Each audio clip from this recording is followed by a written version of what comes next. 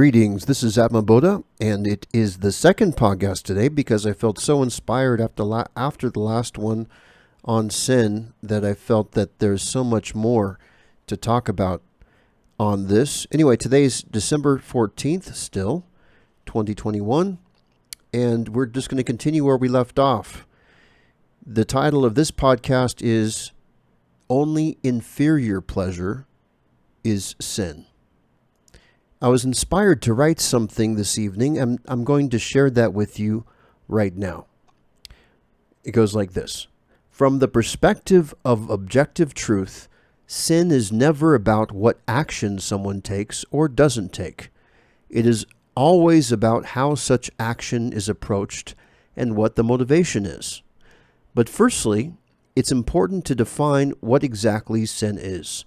Sin is whatever creates a sense of limitation or longing within you.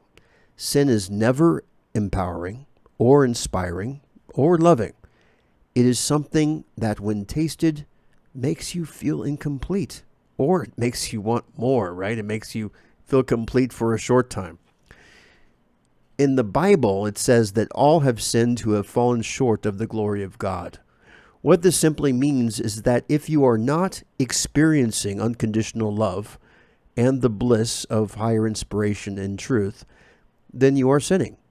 This basically means that if you are not having the greatest time of your life, you are sinning. This sounds ironic because the reason people sin is because they think, oh, it's better. It's because they're having a better time, right? But all sinful activities are actually inferior activities. There is nothing more enjoyable than being in a continuous state of enlightenment. There's no comparison. Let's take children, for example. When a child is innocent, that means that child has not yet tasted desire. When you are innocent, your happiness is in your spontaneity. In every moment, you have exuberance. You are able to gaze out into the world with wide-eyed wonder and awe at the gloriousness that surrounds you wherever you go. You don't feel desire because you feel complete satisfaction in the moment. You don't need anything because everything is right here. You feel complete and excited to be alive. There is a reason that the Bible says that you must be as a child to enter the kingdom of heaven. There is also another reason why the Bible says that it is easier for a camel to enter the eye of a needle than for a rich man to enter the kingdom of heaven. This contrast between a child and a rich man is a very simple one to make. The child may be penniless and yet innocent and happy, whereas the wealthy may have all the money in the world, but also it often means they are full of attachments. Instead of money being the liberator, money has acted like the chains that bind them up with desires. So clearly then, sin shares a strong affinity with external desire. That is because external desires make you feel incomplete without the object of these desires. Ironically, even when you fulfill these desires, even that feeling is much inferior to the liberation of enlightenment. Sin is discouraged historically not as a means to limit you, but because sin itself is the limitation. When you can experience unlimitlessness, desire and the fruits of desire are a letdown. However, the biggest misunderstood aspect of sin is the false labeling of actions as sins. This concept is demonstrably false. Once you have mastered desire, it is possible to engage in all other all matters of activities while being in a continuous enlightened state of bliss and love. For example, an enlightened person can look at a naked woman and still feel love and bliss, and much more than that. And because the enlightened person can be absent of desire, but feel love and bliss, right? Someone who is less strong may feel a strong attraction and desire for that naked woman. The one who is feeling desire is the person who is sinning. If the woman is wearing a bikini and the man is feeling desire, the man is sinning equally. If all the man is doing is looking at bare feet and feeling desire, the man is sinning just as equally as if he is looking at a naked woman. It's not about what you do with your hands or what you do with your eyes. It's how you react to what you see. If you feel desire, that is the sinning part of the equation. It's not the action that determines the level of the sin, but the feeling of desire that has overcome you. When you purify yourself and can come to a place of continuous, unconditional love and bliss of truth, you realize that there is no external desire that can rival this exquisite pleasure.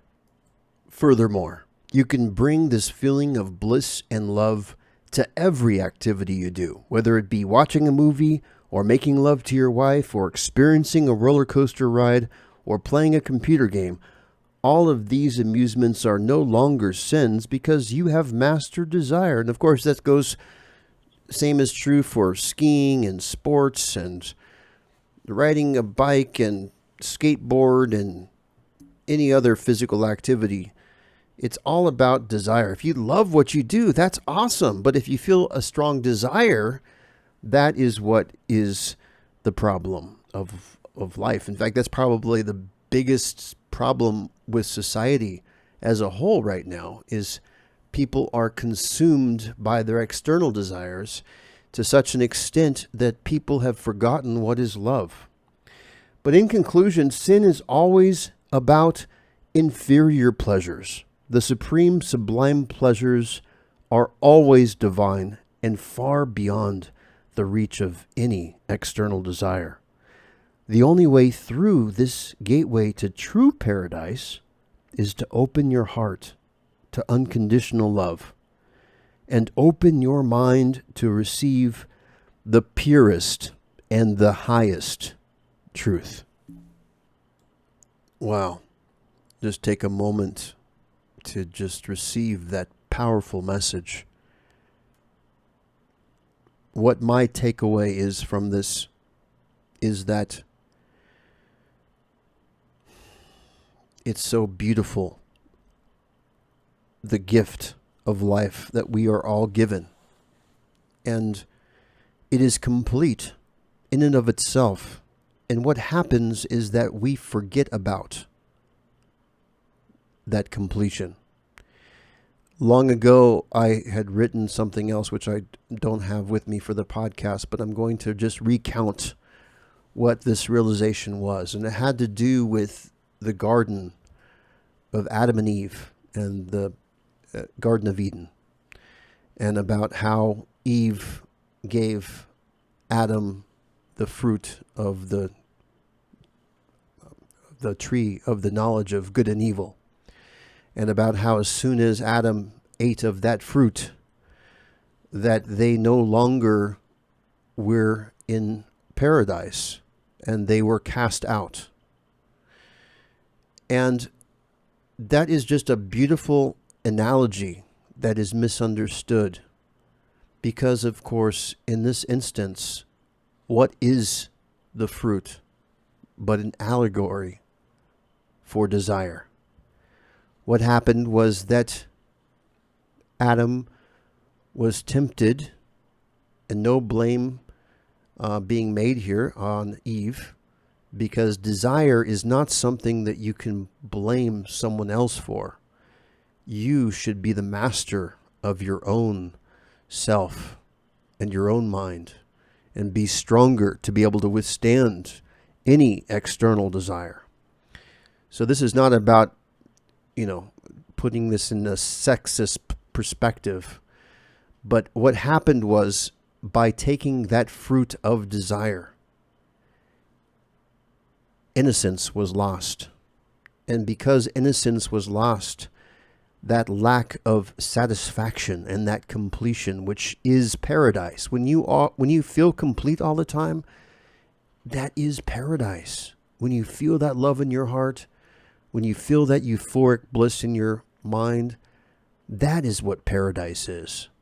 And so, in the story of Adam and Eve, when they bit into that apple, which represents desire, that's when they fell from paradise, because desire was introduced. And how do we get back to that Garden of Eden?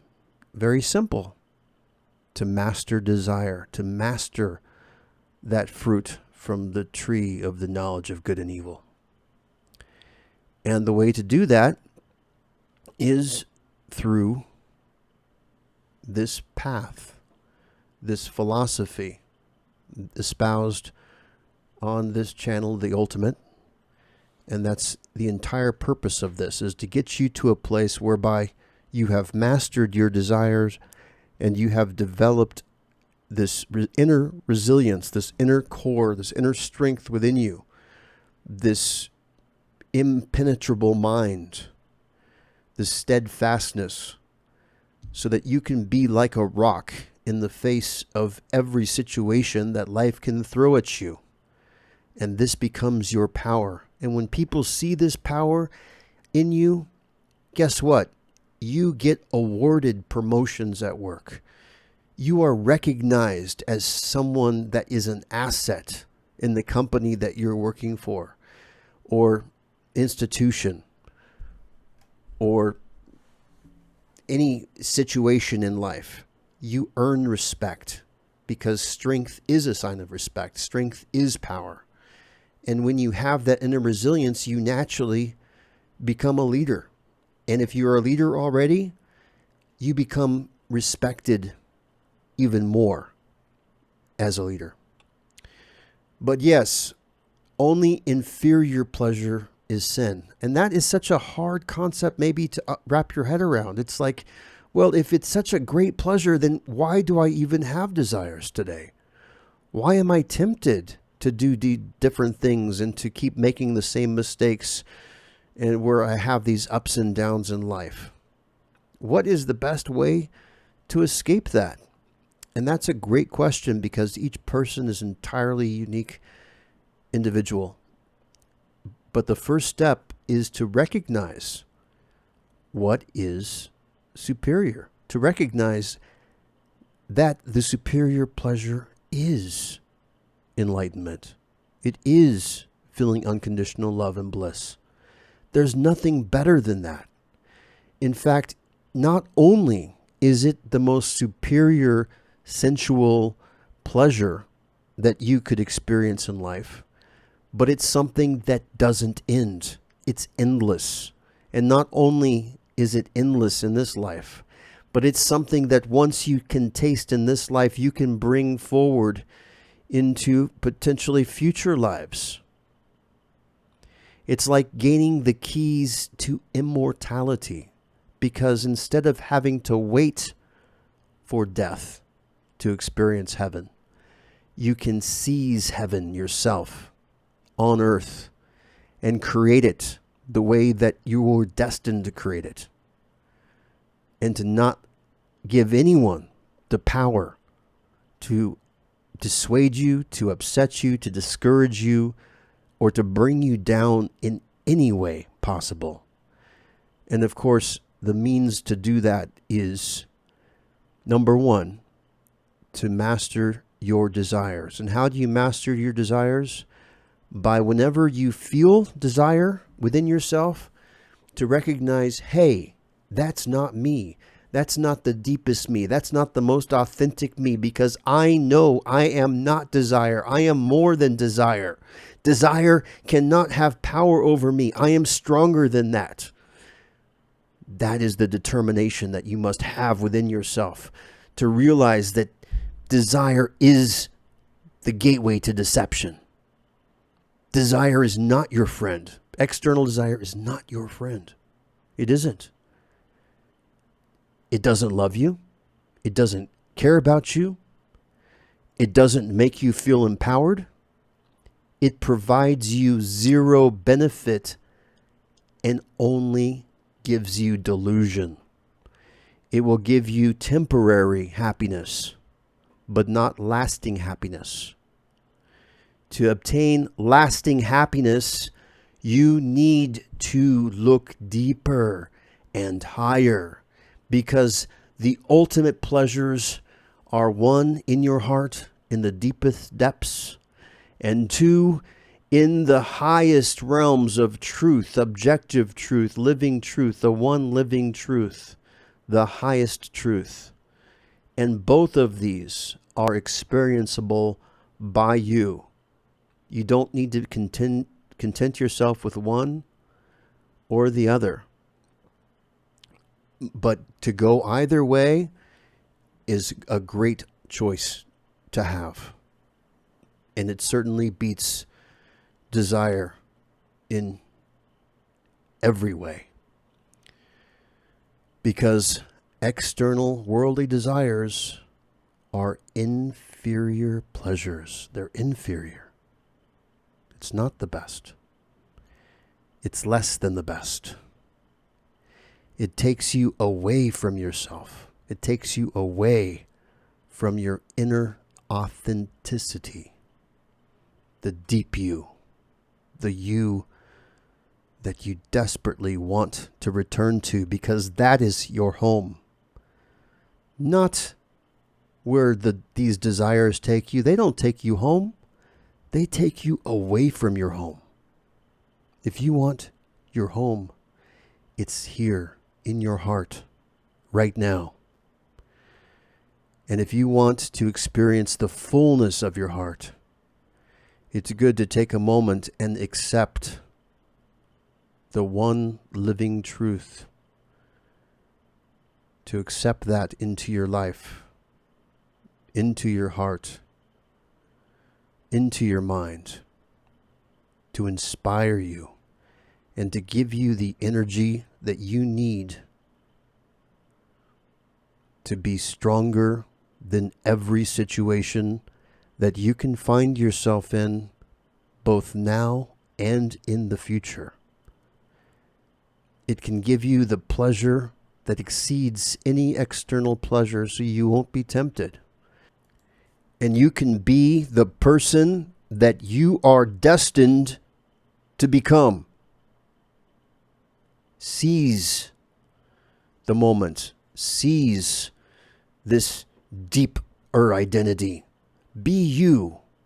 And you don't need any external guru or external teacher. You have that already inside of you.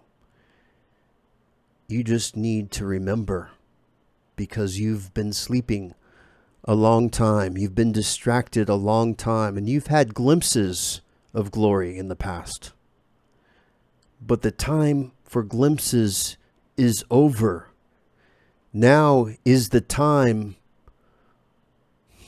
to take things to the next level. And again, we have a website at divinity.com whereby you can interact with the community, the ultimate community, on Reddit and also on Discord. And these podcasts now are being uploaded daily on YouTube. So, and we're adding some nice images. In the future, I'm going to also do live video and do some streaming, and actually do not only podcasts, but actual video on YouTube. But right now, I'm just one person operating here, and I'm looking to build a community for more of us so that we can come together and be stronger in our numbers. This is Atma Boda signing off, and you have a wonderful day, and I'll talk to you tomorrow.